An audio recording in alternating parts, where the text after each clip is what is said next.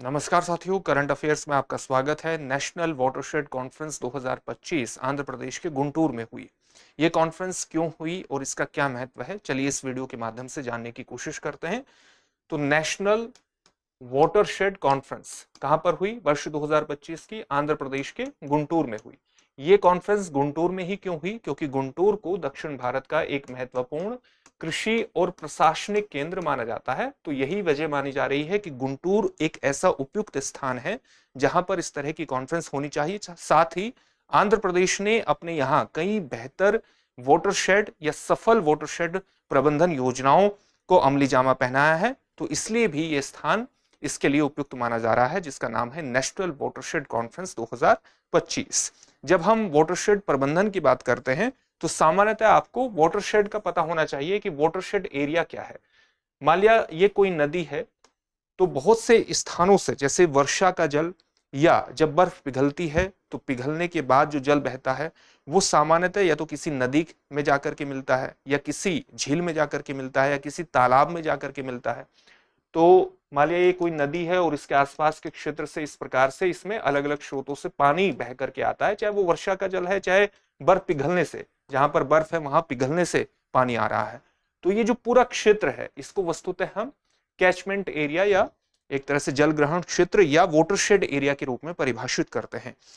अगर जल आकर के इस प्रकार से मिल जाता है, बहता हुआ आ रहा है, तो ये तेजी से बहता हुआ आ रहा है तो अपने साथ भूमि का कटाव भी करता है, और न केवल ये भूमि के कटाव के लिए जिम्मेदार होता है बल्कि अपने साथ बहुत सा कचरा और अपशिष्ट भी लेकर के आ सकता है, जिससे ये झील, तालाब या नदी का जो नदी है उसके पानी को भी एक तरह से प्रदूषित करता है। अगर आप इसका सिंचाई के रूप में इस्तेमाल करते हैं तो उससे जो सिंचाई जल है वो भी प्रदूषित होता है।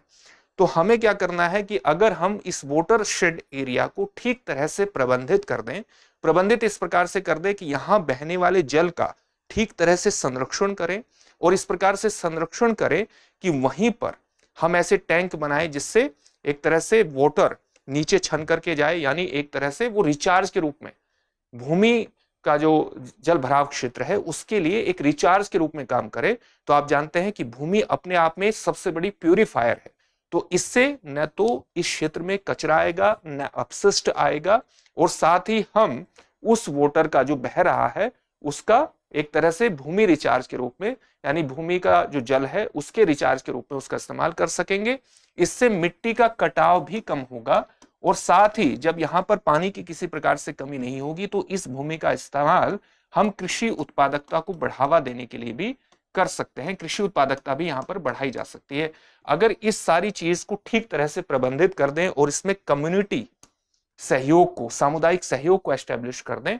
तो इस पूरे क्षेत्र के माध्यम से हम न केवल कृषि सिंचाई के क्षेत्र को बढ़ा सकते हैं बल्कि कृषि उत्पादकता को भी बड़े स्तर पर बढ़ा करके किसानों की आय का एक बेहतर स्रोत भी खड़ा कर सकते हैं।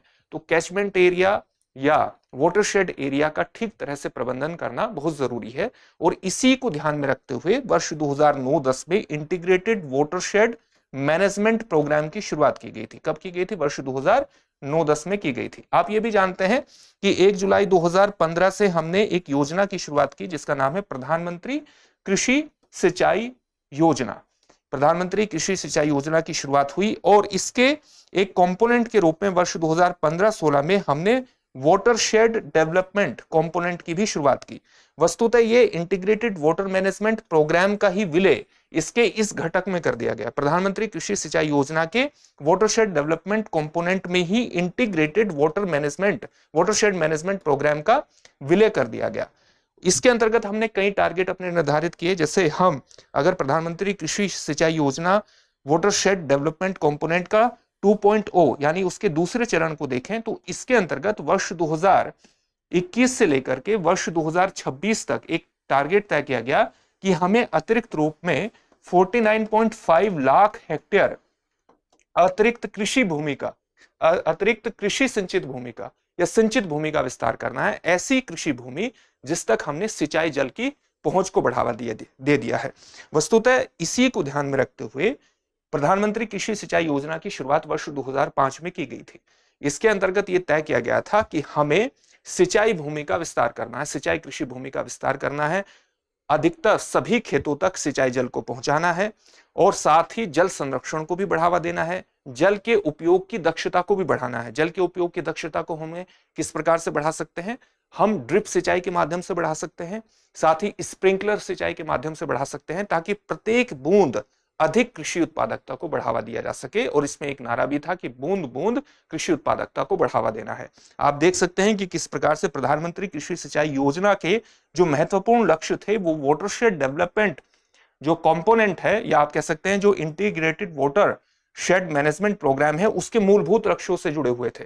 क्योंकि यहां पर भी आप देखेंगे कि यहां जल संरक्षण को बढ़ावा दिया जा रहा है। जल संरक्षण को बढ़ावा देकर के सोयल इरोजन को कम किया जा रहा है, भूमि के क्षरण को कम किया जा रहा है, कृषि उत्पादकता को बढ़ावा देने की कोशिश की जा रही है, सामुदायिक सहयोग एस्टेब्लिश करने की कोशिश की जा रही है, ऐसे टैंक एस्टेब्लिश कर रहे हैं जो कि जल संरक्षण को बढ़ावा दे रहे हैं। तो यहां भी जल संरक्षण को बढ़ावा दिया जा रहा है, यहां भी जल संरक्षण को बढ़ावा दिया जा रहा है, इसलिए कंपोनेंट के रूप में इसकी शुरुआत हुई। अब इसका तीसरा चरण शुरू होने वाला है, यानी प्रधानमंत्री कृषि सिंचाई योजना का जो वाटरशेड डेवलपमेंट कंपोनेंट है, इसका तीसरा चरण कब से शुरू होगा? वर्ष 2026 से शुरू हो जाएगा। और सरकार की इसमें यह पहल है कि कहीं ना कहीं जो इसका तीसरा चरण शुरू होगा उसमें नवाचार यानी इनोवेशन, नई टेक्नोलॉजी यानी तकनीक और सामुदायिक सहयोग के माध्यम से हम वाटरशेड डेवलपमेंट को इस प्रकार से बढ़ावा दें ताकि इस पूरे क्षेत्र का एक सतत विकास सुनिश्चित हो। ऐसा विकास सुनिश्चित हो जो न केवल वर्तमान आवश्यकताओं को पूरा करता हो बल्कि भविष्य की पीढ़ी की आवश्यकताओं को भी पूरा करता हो, और साथ ही इसमें एक लचीलापन भी हो। एक लचीलापन आप कह सकते हैं कि रेजिलियंस पावर हो। रेजिलियंस पावर मतलब अगर जलवायु परिवर्तन का प्रभाव इस पर पड़ता है तो हमें इस तरह की चीजों को बढ़ावा देने की आवश्यकता है जो कि सूखा और बाढ़ जैसी स्थितियों से निपटने में सक्षम हो। अगर हम ऐसे बीजों को बनाने में, ऐसे कृषि बीजों को निर्मित करने में सक्षम हो जाएंगे जो सूखा प्रतिरोध होने की क्षमता रखते हैं, तो वो कहीं ना कहीं सतत विकास के ही लक्ष्यों से मैच करता है।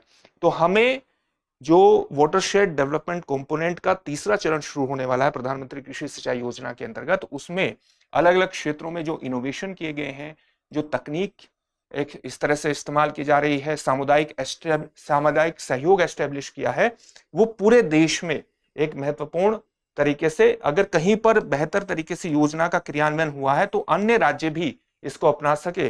तो इसके लिए एक बेहतर कॉन्फ्रेंस होनी चाहिए ऑल इंडिया लेवल पर, और यही कॉन्फ्रेंस गुंटूर में हो रही है, नेशनल वाटरशेड कॉन्फ्रेंस।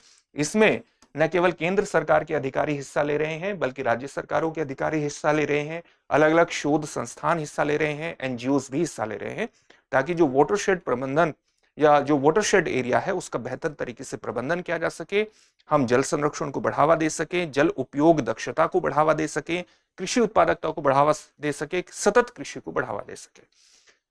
और ये जो कॉन्फ्रेंस आयोजित हो रही है ये वस्तुतः ग्रामीण विकास मंत्रालय के अंतर्गत आने वाला जो भूमि संसाधन विभाग है, डिपार्टमेंट ऑफ लैंड रिसोर्सेस, भूमि संसाधन विभाग है, उसके द्वारा ये एक प्रकार से कॉन्फ्रेंस हो रही है।